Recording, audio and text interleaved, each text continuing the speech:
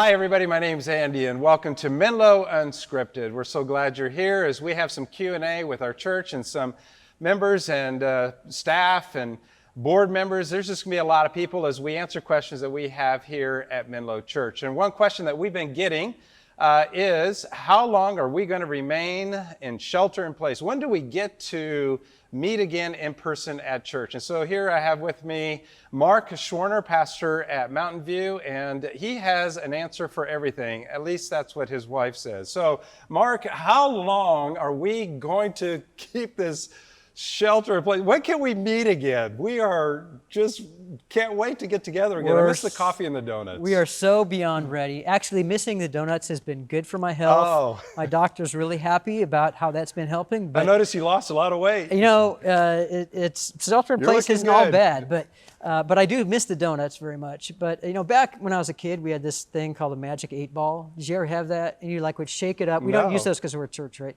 But you shake it up and a little sign would float up with an answer to your question. Like, we don't have anything like that.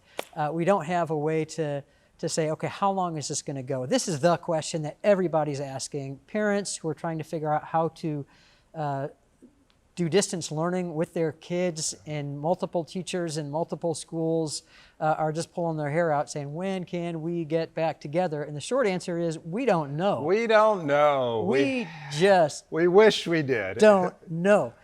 We do have some criteria that we look at. A significant one is, what are the county guidelines? What number of people can we safely gather in a space? But it's more than that, because a big part of our in-person ministry revolves around kids. Yes. At our Mountain View campus, we have upwards of 250 kids every weekend on campus.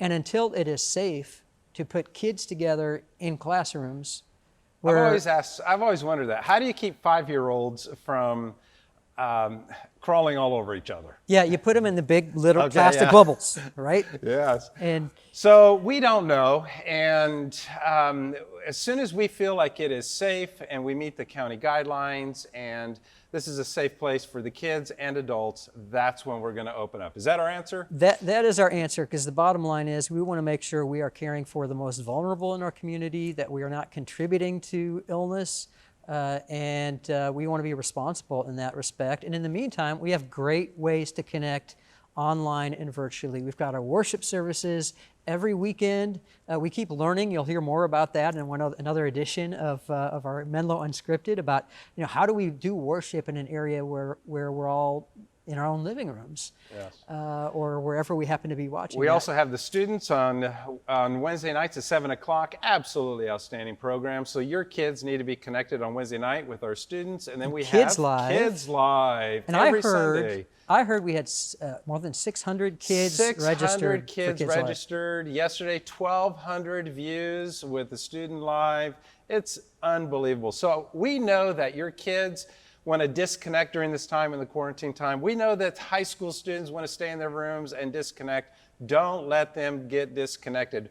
Tell them we are going to watch this together and connect online. And one more thing, don't do that yourself either as a parent or as an adult. Because we've got Facebook groups that we've launched at every campus, and they're a great opportunity to engage in community, get the latest news and update, connect with your campus staff and more. So please check it out this fall.